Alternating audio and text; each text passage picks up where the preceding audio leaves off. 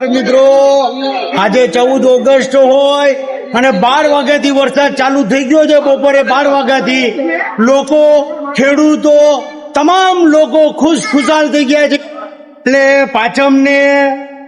કાલે પાંચમ હતી અને રાત્રે વરસાદ પડ્યો હતો। આજે છઠ છે એટલે કે રાંધણ છઠ કહેવામાં આવે છે। એમ કહેવામાં આવે છે કે લાપસીના આંધણ મૂકો, ભજીયા બનાવો અને બધાને ખવડાવો।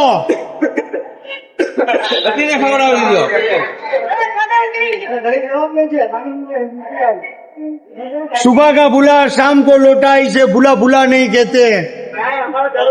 ખેડૂતોમાં પણ ખુશીની લહેર હોય અને તમામ લોકોના મોઢામાં જોશ અને હાસ્ય હોય છે, કારણ કે વરસાદ થકી જ બધું છે। નમસ્કાર મિત્રો, તમે જોઈ રહ્યા છો હરિઓમ ચોકમાં પણ પાણી ભરાઈ ગયું છે। હા, ખૂબ જ સારો વરસાદ પડતા લોકોમાં ખુશખુશાલ, ખેડૂતોમાં ખુશખુશાલ। આ દિવસે હળછઠ પણ કહેવાય છે, જેથી ધરતીપુત્રો આ દિવસે પોતાનું હળનું પૂજન કરે છે।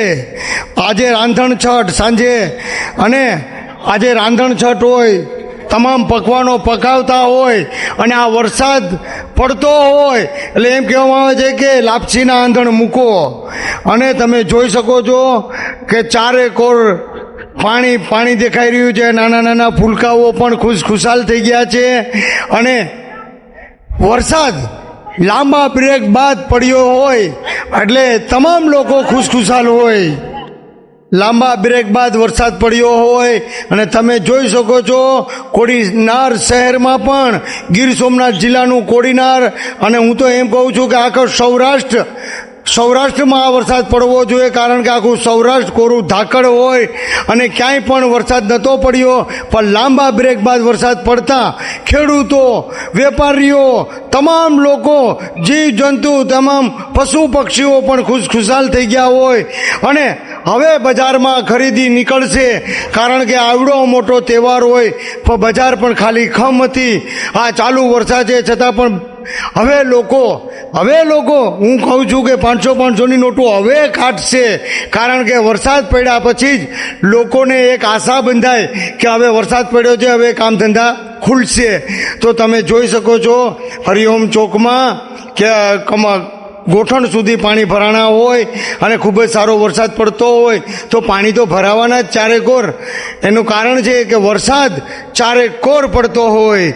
તો તમે જોઈ શકો છો અને અત્રે હું તમને બતાડી રહ્યો છું એ રાનાવાલા હોસ્પિટલ, એ રાત્રિના 13 તારીખે રાત્રિના અમે એક વ્યક્તિની ખબર કાઢવા ગયા હતા, ત્યાંથી જ આ વરસાદ રાત્રે પડતો હતો એ પણ તમને બતાડી રહ્યો છું।